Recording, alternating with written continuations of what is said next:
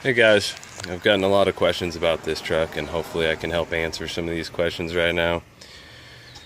So this is a CX Racing bolt-on kit for the 5VZ to go to a turbocharger.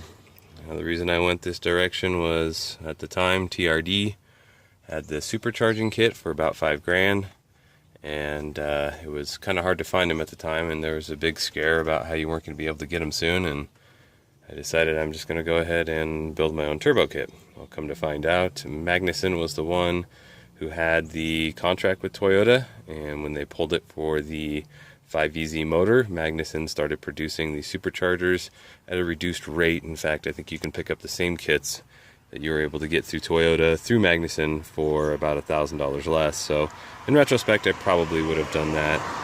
But let's talk about the CX Racing kit. All in all, not a bad construction, not a bad design. One thing that I had to change pretty much right away was the dump tube off of the wastegate. Originally it came with this very nicely TIG welded and perfect fit to go underneath the truck there. Looked really cool, sounded really cool. Unfortunately, you were losing exhaust out the bottom of the truck, and the truck did not want to idle right, or especially under boost, run right and kind of hit some walls, which was not going to fly for me. I definitely wanted to be able to go balls to the wall with this truck. I don't know if you can see very well, but there's that stainless steel flex tube. That's actually the return that's coming off of the bottom of that wastegate, and it actually goes down. Let's see if I can crawl under here, and reconnects into the exhaust here. And the reason I did that is because my mass airflow sensor, or excuse me, oxygen sensor is right here. Well, that causes a little bit of an issue now for a factory system. Actually, excuse me, this is my factory. I believe that is actually my aftermarket. Either ways, I was getting weird readings. My AFRs would go off the chart and would just be all over the place, and the truck did not want to run right.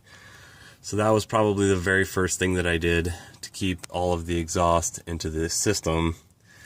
And plus, trying to get emissions on this thing was a little bit tricky, considering I removed the factory catalytic converter and ran two non-OBD2 MagnaFlows, which still was a little bit of a trick to get it to pass emissions.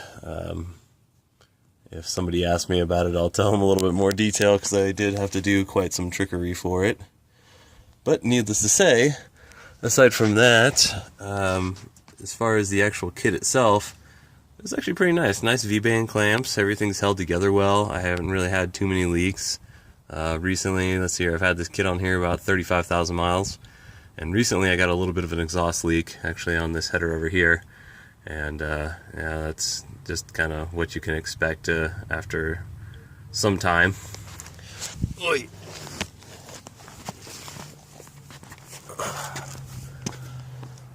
But aside from that, I am running water methanol injection, and that's basically run off of the piggyback system for the first stage. And for the second stage, it is all pressure, and that happens.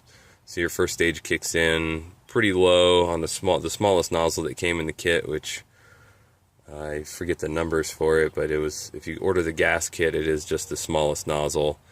And then the medium-sized nozzle kicks in about 5 psi, so it's just dumping a whole bunch of water methanol.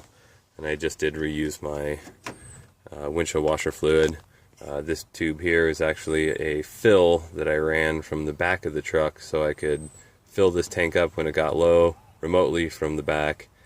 That didn't work so well either, so now I just got a cool little overfill in case I get carried away putting it in there. The kit came basically for the 2000 plus, which means it has a different style mass airflow sensor on it. I did run this for a while. You had to change the wiring configuration around a little bit. I mean, it was just, I want to say your gosh, I can't remember what 2 wires you actually just had to switch around in order for that to bolt directly onto that setup. But then I had some other drivability issues, especially with idle, and so I actually just put the stock mass airflow sensor back in here, and that actually seems to be working pretty good at that point. I don't really remember where the original blow-off valve was for this truck, but I did not like its positioning, and the kit itself required that the intercooler be mounted below the bumper. Did not like that. So I ended up having to raise everything up, and then, you know, drilled my own holes in the front bumper in order to be able to, or excuse me, the front, whatever you would consider that, the front of the engine bay compartment, in order to get things routed through properly. And I was able to use some of the same brackets, but as you can see, it does not hang down at all. And it's pretty well hidden up there. That did a pretty...